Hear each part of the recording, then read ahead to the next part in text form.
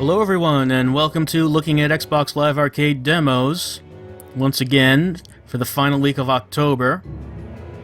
And the first game we're looking at now is kind of unusual, not something that I would have expected.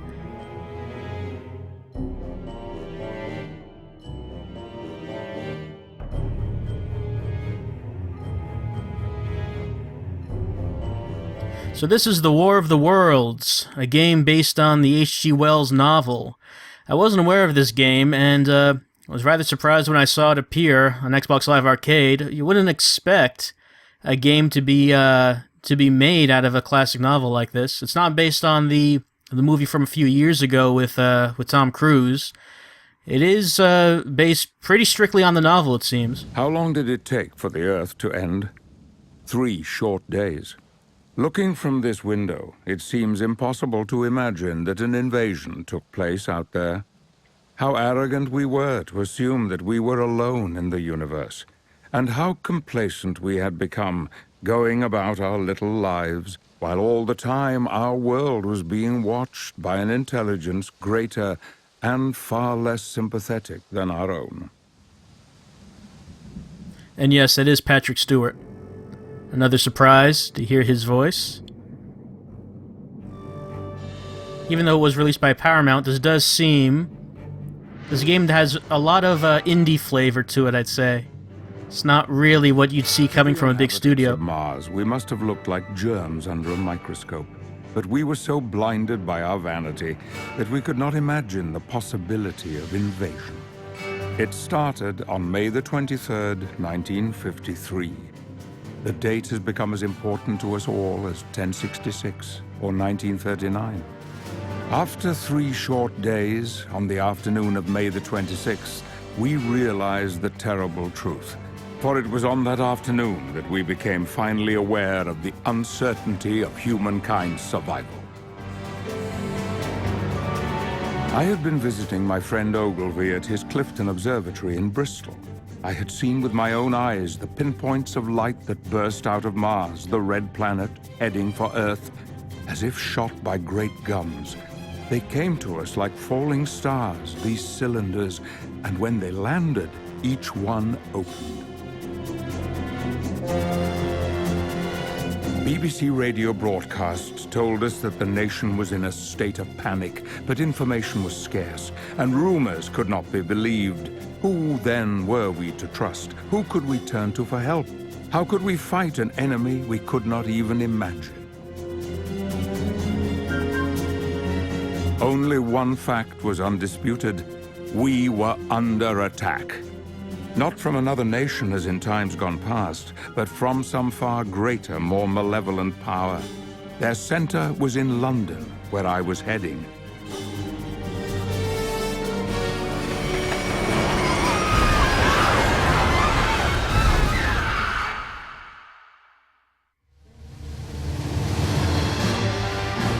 I could listen to Patrick Stewart narrate all day. I don't know about you, but that does add a lot to this demo for me. He's pretty much constantly narrating what's going on.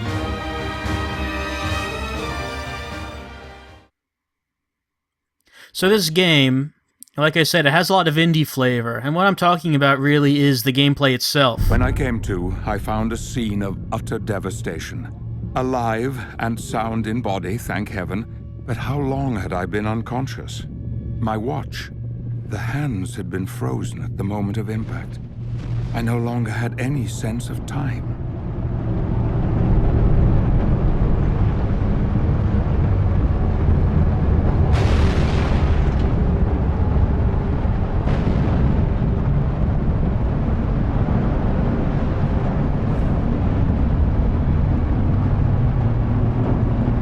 The gameplay of this game, as you might be able to guess just by looking at it, it's based heavily on older games such as Out of This World and Flashback, the type of game I've not seen in a long time. Patrick? Trying to escape to the countryside, but my brother Ben and my fiancée Emily were here in London, trapped at the heart of the conflict, and I had to find my loved ones. So like I said, he's narrating what we're doing, and he's the character that we're seeing there, Arthur Clarke. The train looked as if it was a child's toy that had been thrown to the ground. The carriages were twisted and crushed on each other, passengers screaming behind the melted windows, but there was no one to release them. During the Blitz, a bomb had fallen directly on the Waterloo line. This looked like a dozen had fallen. Those shadow people won't hurt us. They're not enemies. They're just human beings that are rather distraught about this whole alien invasion business. So, if you've ever played Out of This World, if you've ever played Flashback, you can probably get a good idea at what we're doing here.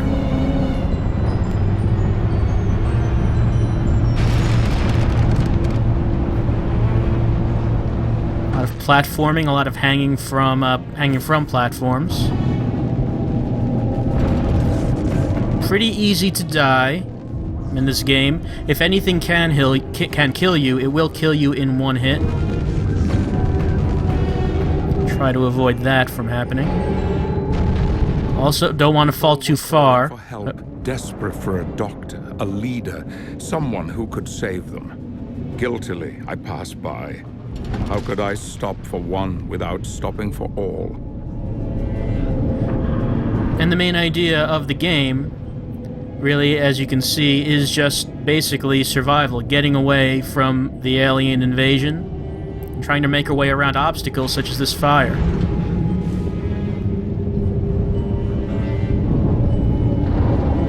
We've already seen that we can move boxes. It's pretty much the only thing so far that we've been able to interact with. There's a box up here. Our invaders seemed as tall as Bankside Power Station, fueling an engine more destructive than anything I could imagine. Of course, he's describing the tripods that the Martians operate in War of the Worlds. I've not seen one as of yet.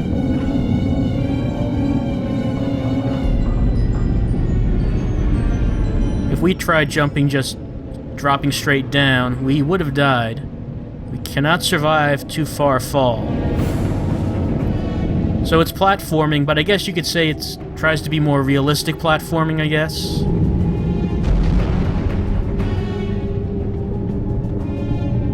A lot of black and white in this game. Okay.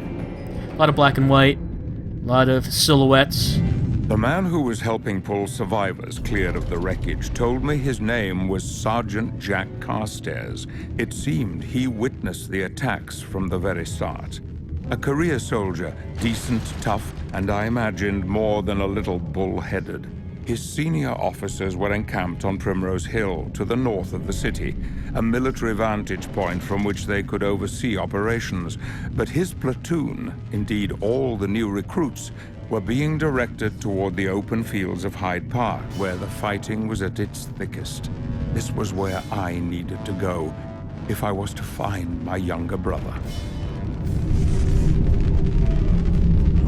Okay, so we've all played Mega Man, so we can figure out what to do here.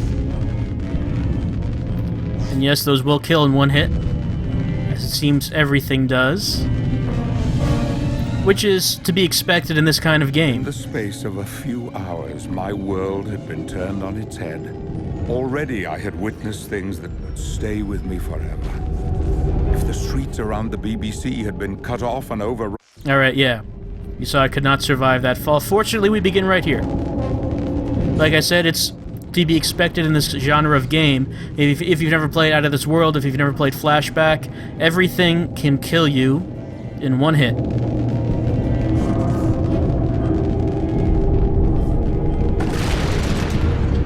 It's just kind of up to your own platforming skill and ingenuity to avoid that from happening.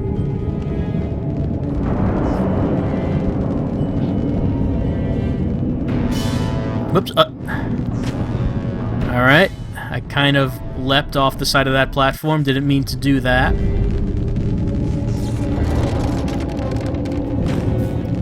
And I did not go close enough to the edge. So this is something that can happen in these kinds of games. I think I'm... Okay, I did have enough time before that collapsed. Okay, try that again. Again, this is just sort of what you have to expect from this type of game. Okay, got it that time. Fortunately, it does not make me go too far back to restart. I have to do a standing jump. Okay, got it that time. Alright. A little crawling right here. Like I said, very dark atmosphere, a lot of silhouettes, very monochrome. Oh, hold on. Nah. Try timing that a bit better. Now. Yeah, no. I got past the electricity.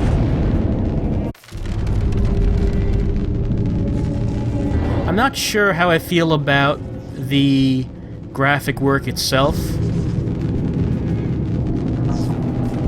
Okay, got it. Like, it seems like, even though it's good animation, everything seems a little bit smudged, not very sharp. I don't know how I feel about that.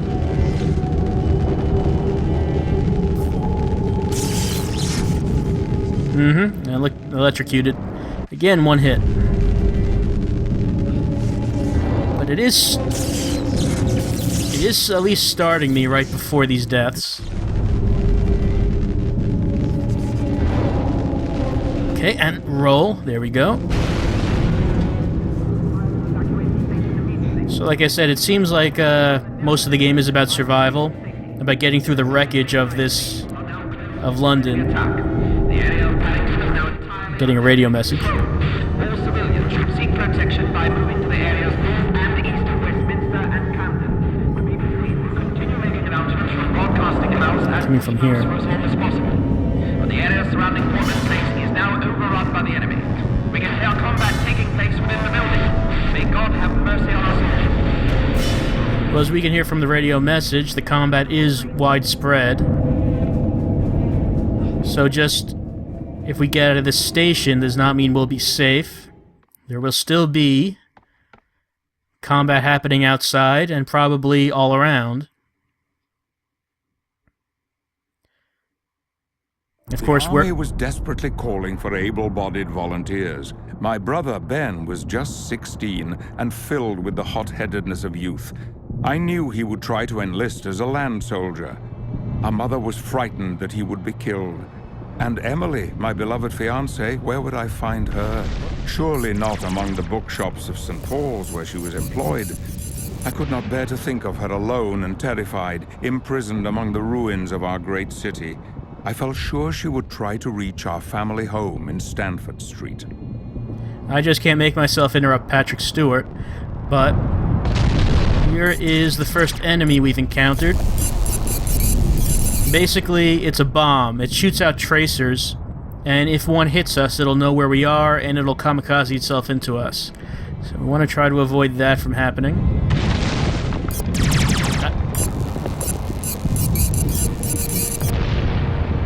Okay. I think we have to be where the tracer stopped, so even though some went through me, I don't think that counted.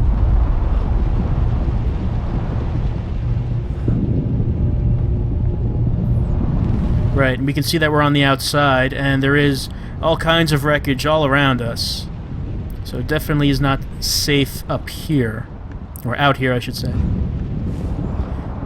And like to be expected... Oh, hold on. I found more devastation all the way to the Edgware Road. Out here I was vulnerable and exposed. I could see a thick pall of smoke rising from the tube station at Lancaster Gate. For years after the war, many of these back streets would remain derelict and unsafe. Oh no, we got embossed. The aliens brought Photoshop with them. Try to avoid that from happening. We want to stay out of the spotlight. If it can't see us, then it can't emboss us. So we gotta take shelter. A little bit of stealth gameplay happening.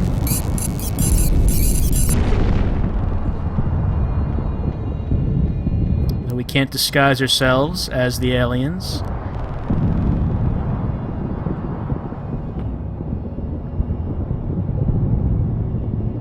Just wait for him to pass.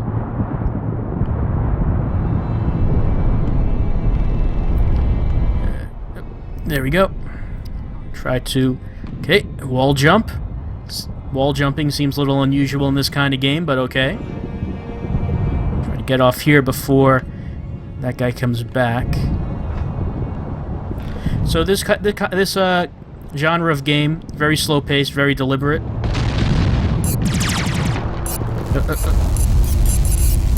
Okay, didn't see me. The look and feel of it all seem in keeping with the book.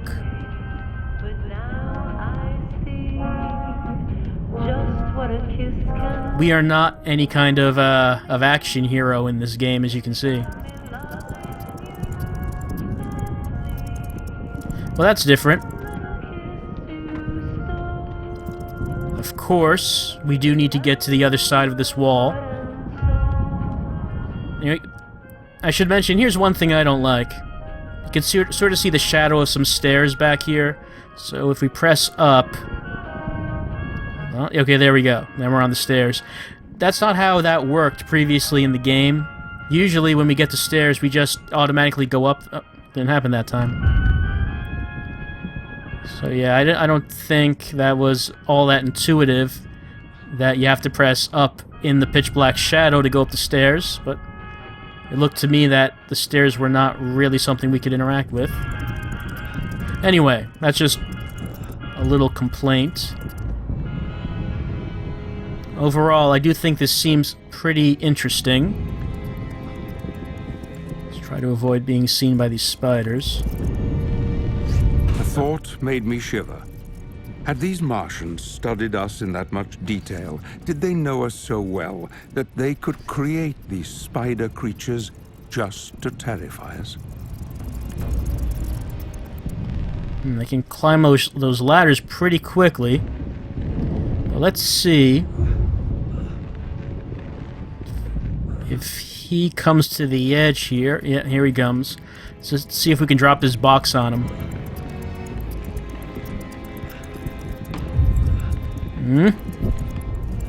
Got you. Oh, okay, that looked kind of awkward, but yeah. We got him. Just as I had watched amoeba moving about on my microscope slide, so the Martians saw us. We were nothing more than... No, that was too far, and I broke every bone in Patrick Stewart's body. Right, we do have to be careful. You have to mind how far we fall and make sure that it's not too far. Because we have two... Oh, and that might be too late here. No, got it. It still looks kind of weird. Yeah, so we have two phases of being. Just as I had either healthy or dead. Moving about on my microscope slide, so the Martians saw us. We were nothing more than germs to be eradicated. To my scientific mind, it made an appalling kind of sense. Nope. Stop, drop, and roll.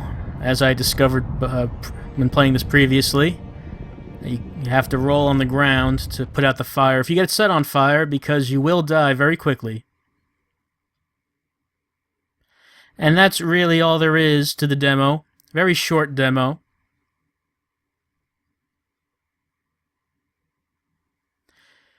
But it sets the stage, it sets the mood on what you'll be doing and what the game is going to be like. And I suppose these kinds of games usually are not too long, so probably, well, I couldn't say how long it's going to be, but I guess they wouldn't want to give too much away of this, especially since it's strictly single player, no multiplayer to be had. I don't know how you'd even make a multiplayer type of game like this. But as it says, narrated by Patrick Stewart, tense stealth action. I don't know about the action part, because we can't do a whole lot, but it does look like there's stealth. We did see a stealth section. 11 levels, okay. No word on how long those levels would be. I think it's interesting. Some elements of the game I'm not sure how much I like the graphics. Like I said, the graphic work itself, kind of smeary. Certain elements of it, like that embossed effect when we died. I don't know, it seems kind of cheap. But the mood, the atmosphere seems alright, and Patrick Stewart. Got a lot of Patrick Stewart, and I like that. So I'll probably take a closer look at that one But, yes, that's War of the Worlds, released today on Xbox Live Arcade. Next up, Zombie Apocalypse. And we'll be taking a look at that next. See you then.